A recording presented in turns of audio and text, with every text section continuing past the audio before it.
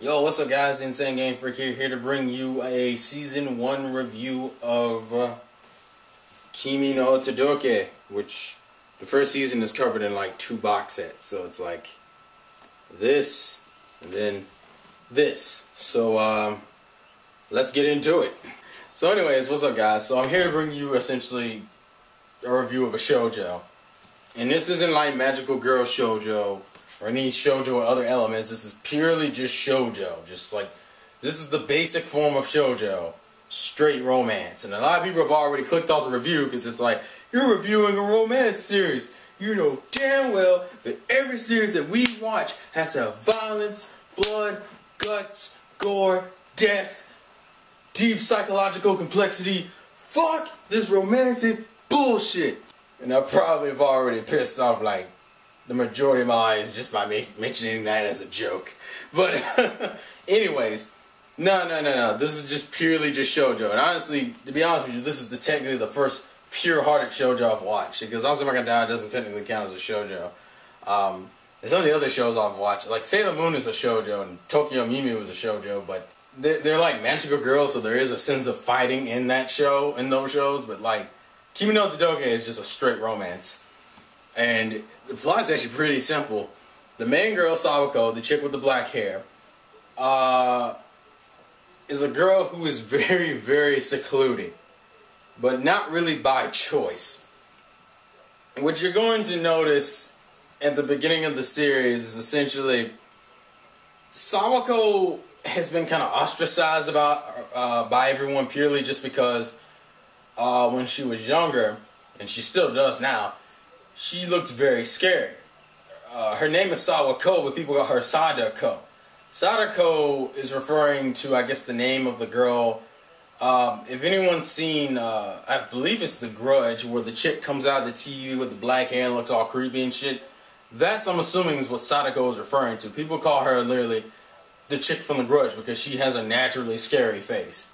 And nobody wants to fuck with a chick who has a naturally scary face.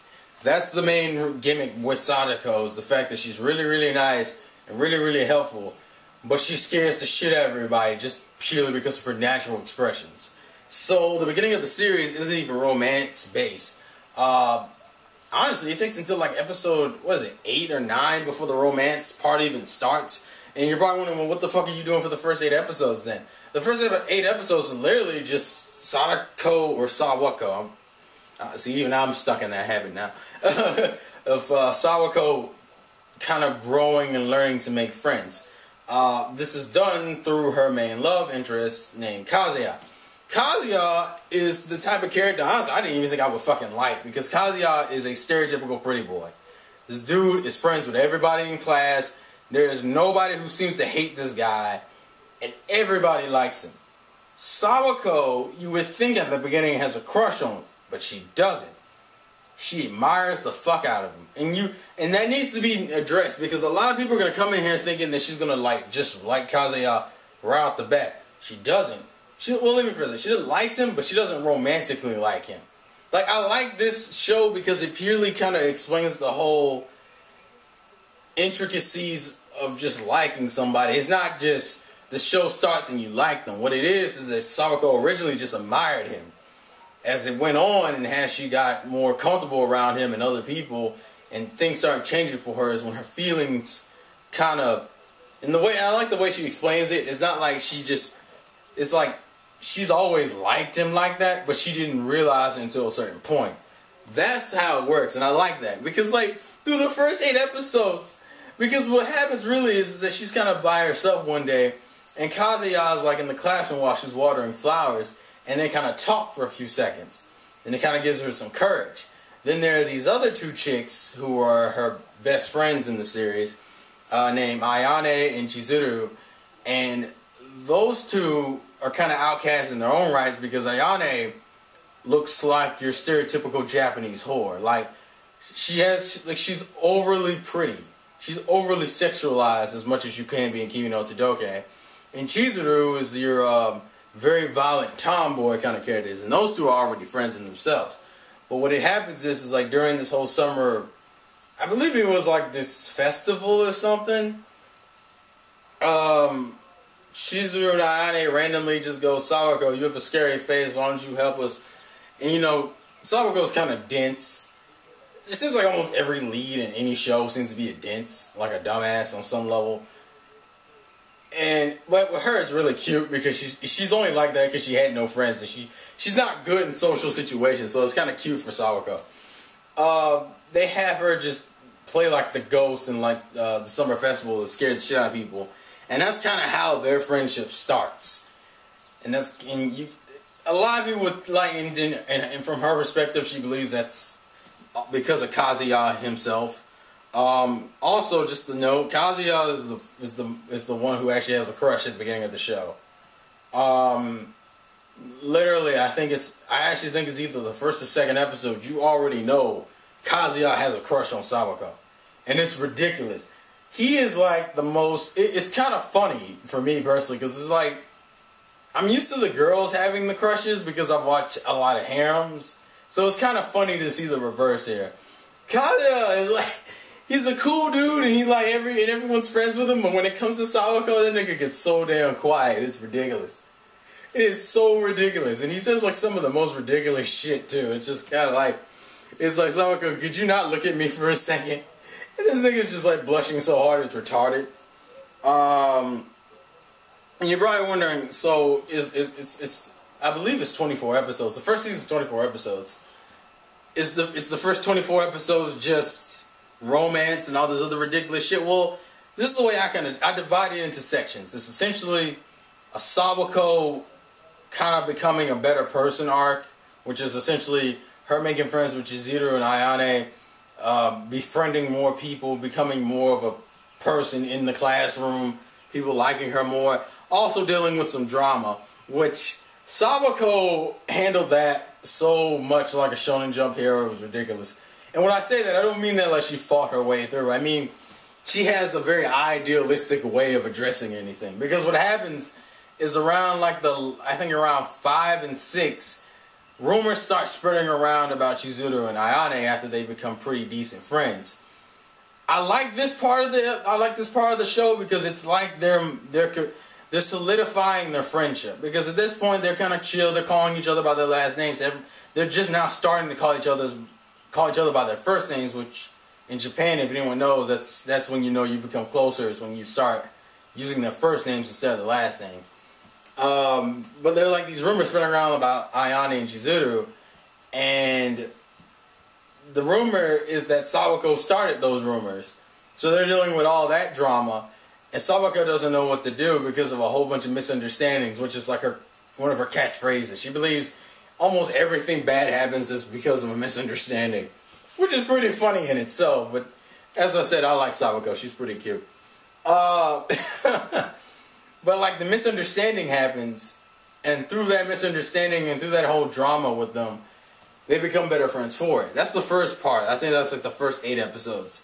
The second 8 episodes is kind of introducing Sawako's rival, because you'll find out later how that whole rumor thing happened, and it introduces another character who you have to see Sawako kind of relate to and figure out how to deal with. Because at this point, and as I said, around after episode 8 is when she actually starts developing like noticing that she has like an actual crush on Kazuya. So you're dealing with that in this whole introduction of a new character in that section of 8 episodes. And I guess like the last few 8 episodes are actually like a mixture of shit that happens with Chizuru and the rest of the shit with Kazuya and Sawako. Now, there is 2 other characters I haven't really mentioned, and that is Ping and Ryu. Ryu is Kazuya's best friend.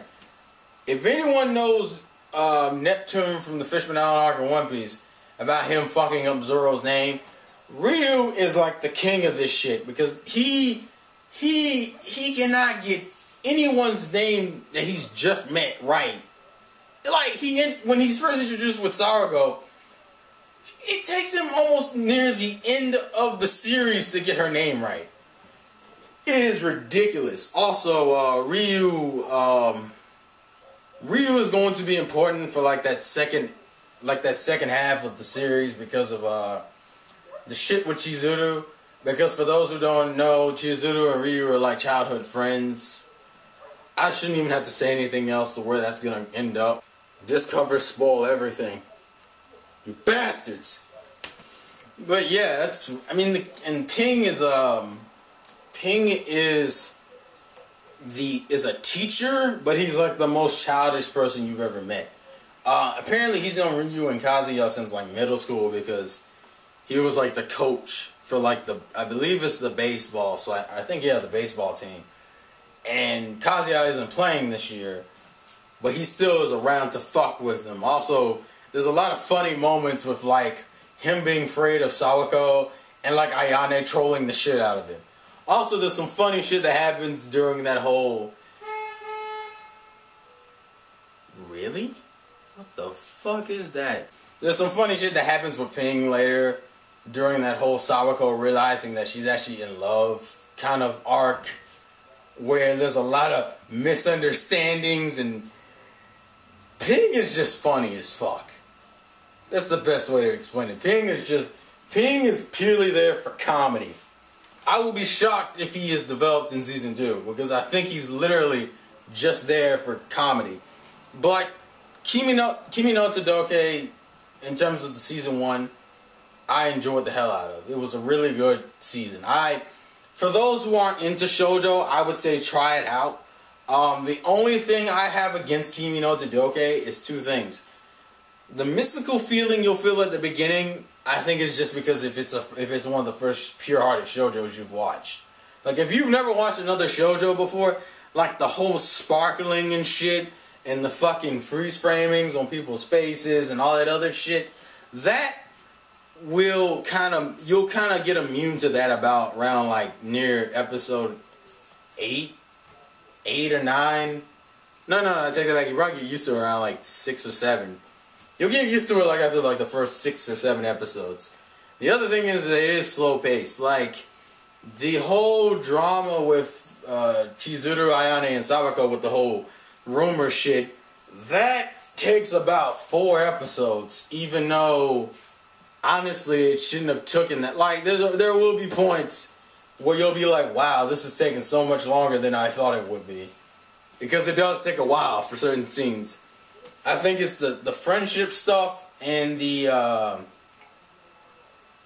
and Sawako realizing that she likes him stuff that takes a while.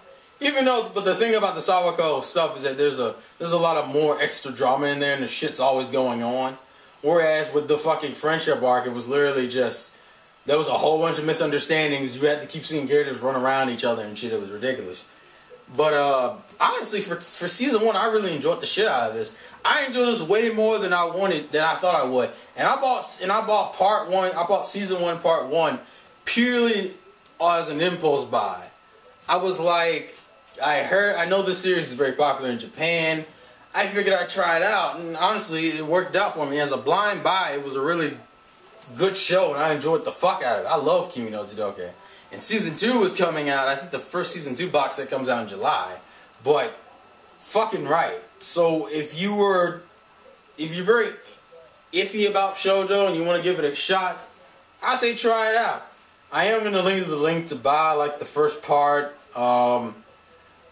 The fact that if you buy it or not, it's kind of an if thing, because it's licensed by NIS, which means it's a sub only release.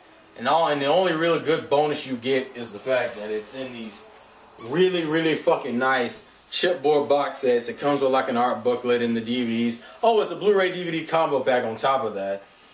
Which you wouldn't think wouldn't really matter for a shoujo like this, but oh god, it looks so nice. It looks so fucking nice. Oh, my girl, my fucking, yeah. That's my fanboy. That's my fanboy. I don't give a fuck. I like this shit. It's a really good show. Like, I enjoyed the fuck out of it. I really don't know what else to say. I will review season 2 after I get both of those, because I think season 2 either just finished airing or is still currently airing. I think it is. I'm not sure though. I think season 2 is on Crunchyroll. I'm not totally sure. I'll link it if it is. If it's not, don't worry about it. But for those who have seen and watched the series or read the series, for those who read the manga, tell me if the manga, should I fuck with the manga? Like, it's like, if you've seen the anime, should you fuck with the manga? And if you've seen the series, tell people in the description why they should check it out and all that other shit.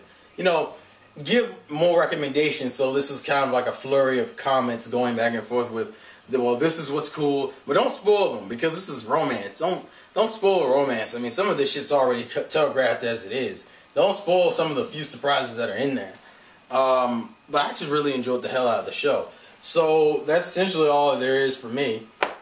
You'll probably see a season 2 review when I get both of the box sets and I go through them bitches. But this has been the Insane Game Freak.